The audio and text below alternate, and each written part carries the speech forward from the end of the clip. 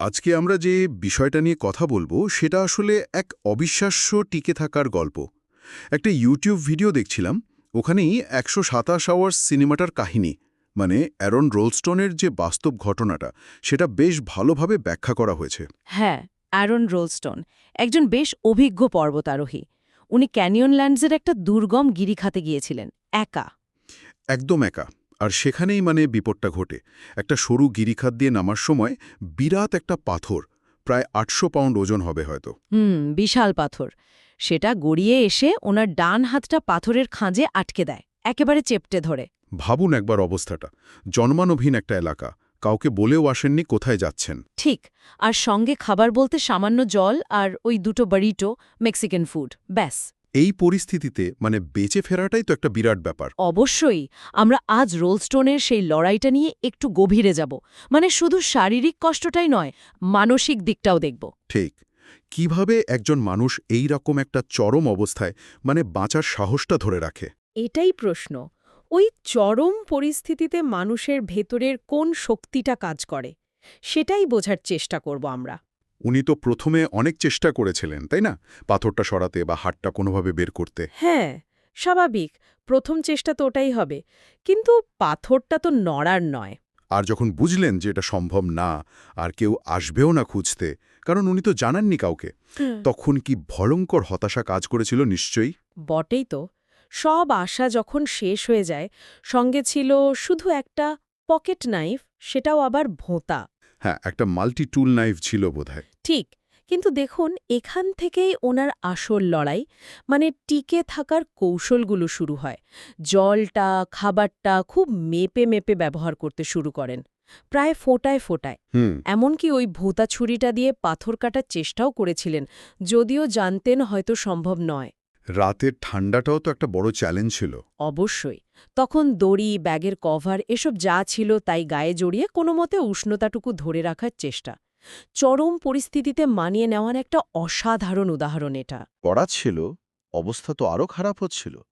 জল ফুরিয়ে এলো, খাবার শেষ। হ্যাঁ, তারপর শুরু হয় আসল শারীরিক কষ্ট। ডিহাইড্রেশন, খিদে। এই খিদে আর তৃষ্ণার কারণেই তো হ্যালোসিনেশন শুরু হয়। মানে যা সত্যি নয় তাই দেখতে থাকা, যেমন বৃষ্টির স্বপ্ন দেখা। হ্যাঁ, চরম ডিহাইড্রেশন আর অনাহারে মস্তিষ্কে প্রভাব পড়তে শুরু করে। হ্যালোসিনেশন হওয়াটা তখন অস্বাভাবিক নয়। এমনকি একটা সময়ে বাঁচার জন্য নিজের প্রস্রাব পর্যন্ত পান করতে বাধ্য হয়েছিলেন। ভাবা যায়। শরীরকে টিকিয়ে রাখার শেষ চেষ্টা। শরীর আর মন দুটোই তখন একেবারে ভেঙে পড়ার মুখে। উনি তো ক্যামেরায় পরিবারের জন্য বিদায়ী বার্তাও রেকর্ড করছিলেন। প্রায় মেনেই নিয়েছিলেন যে সব শেষ। হ্যাঁ, প্রায় হাল ছেড়ে দেওয়ার মতো অবস্থা। কিন্তু এখানেই তো গল্পটা ঘুরে যায়। পঞ্চম দিন পেরিয়ে ষষ্ঠ দিনে, যখন প্রায় অচেতন অবস্থা, তখন ভবিষ্যতের একটা দৃশ্য দেখেন। হ্যাঁ, নিজের ভবিষ্যৎ সন্তানের একটা ভিশন, এটা খুব গুরুত্বপূর্ণ একটা মুহূর্ত। এটা কি শুধু মনের ভুল ছিল নাকি অন্য কিছু? দেখুন, মনোবিজ্ঞানের দিক থেকে দেখলে এরকম চরম সংকটের মুহূর্তে বাঁচার একটা তীব্র ইচ্ছা, ভবিষ্যতের কোনো আশা, এটা মানুষকে অসম্ভব মানসিক শক্তি যোগাতে পারে। এটাকে শুধু বিভ্রম না বলে হয়তো মনের গভীর থেকে উঠে আসা একটা বাঁচার সংকেত বলাই ভালো। এই দৃশ্যটাই ওনাকে ওই চরম সিদ্ধান্তটা নেওয়ার সাহস জুগিয়েছিল। সেই অবিশ্বাস্য সিদ্ধান্ত। আর ভয়ঙ্করও বটে, মানে নিজের হাত কেটে বাদ দেওয়া। উনি বুঝেছিলেন হাতটা না সরালে শরীরটাই বাঁচবে না, তাই প্রথমে আটকে থাকা হাটের হাড়টা পাথরের সাহায্যেই ভাঙেন। উফ।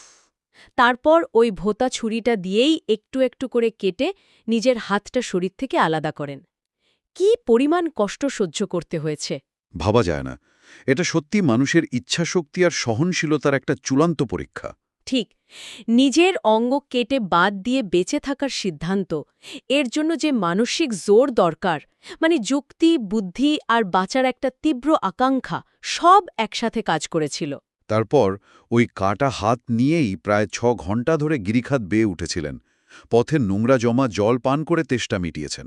হ্যাঁ, তারপর অবশেষে অন্য কয়েকজন হাইকারের দেখা পান। তারাই উদ্ধারকারী হেলিকপ্টারে খবর দেয়। এভাবেই তিনি হাসপাতালে পৌঁছান। শেষ পর্যন্ত রোলস্টোন জীবনযুদ্ধে জয় হন। একটা হাত হয়তো হারিয়েছেন, কিন্তু জীবনটা ফিরে পেয়েছেন।